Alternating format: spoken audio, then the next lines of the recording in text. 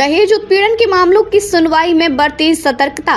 Supreme court की अहम टिप्पणी। देश के सर्वोच्च न्यायालय ने दहेज उत्पीड़न कानून धारा 498 ए आईपीसी की संभावित दुरुपयोग को लेकर एक महत्वपूर्ण टिप्पणी की है। सुप्रीम कोर्ट ने मंगलवार को कहा कि दहेज उत्पीड़न से जुड़े मामलों में अदालतों को अतिरिक्त सतर्कता बरतनी चाहिए ताकि निर्दोष स्वजनों को अनावश्यक कानूनी कार्यवाही और उत्पीड़न का सामना करना पड़े।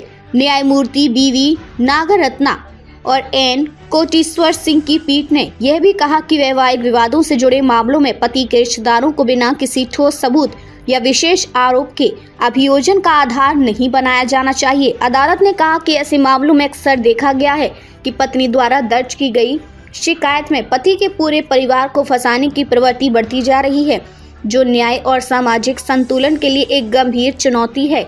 सुप्रीम कोर्ट का महत्वपूर्ण निर्णय। सुप्रीम कोर्ट ने तेलंगाना हाई कोर्ट के एक फैसले को खारिज करते हुए यह टिप्पणी की। हाई कोर्ट ने एक व्यक्ति, उसके माता पिता और अन्य परिवार के सदस्यों के खिलाफ दर्ज दहेज उत्पीड़न के मामले को रद्द करने से इनकार कर दिया था।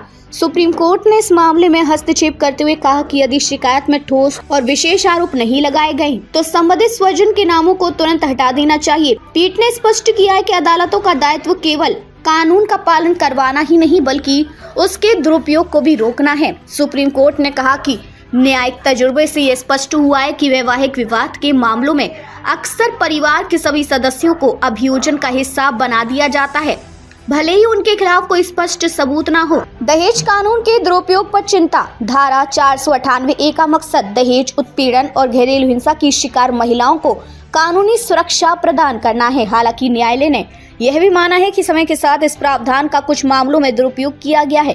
पीठ ने कहा कि ऐसे आम और व्यापक आरोप जिनके पीछे कोई ठोस सबूत या विशेष आरोप न हो, आपराधिक मुकदमेबाजी का आधार नहीं बन सकते।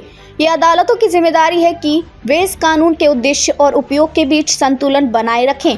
निर्दोष स्वजनों की सुरक्षा के लिए सुझाव। सुप्रीम कोर्ट ने सुझाव दिया है कि जांच और सुनवाई में सटीकता। पुलिस और न्यायपालिका को शिकायतों की जांच और सुनवाई के दौरान निष्पक्षता और गहराई से जांच करनी चाहिए। निर्दोष लोगों का बचाव। ऐसे स्वजनों को जिनके खिलाफ कोई ठोस आरोप नहीं है, शुरुआती चरण में ही मुकदमे से मुक्त कर देना चाहिए। कानून का संतुलित उपयोग। यह सुनिश्चित करना जरूरी है कि दहेज उत्पीड़न कानून का उद्देश्य केवल पीड़ित महिलाओं को न्याय दिलाना हो, न कि निर्दोष परिवारों को सजा देना। सुप्रीम कोर्ट की यह टिप्पणी क्यों है महत्वपूर्ण? यह फैसला न केवल न्यायपालिका के प्रति भरोसे को मजबूत करता है, बल्कि कानून के दुरुपयोग के खिलाफ एक आवश्यक कदम भी है। निर्दोषों की सुरक्षा। यह सुनिश्चित करता है कि वैवाहिक विवादों के कारण निर्दोष स्वजन बेवजह कानूनी उलझनों में न फंसें।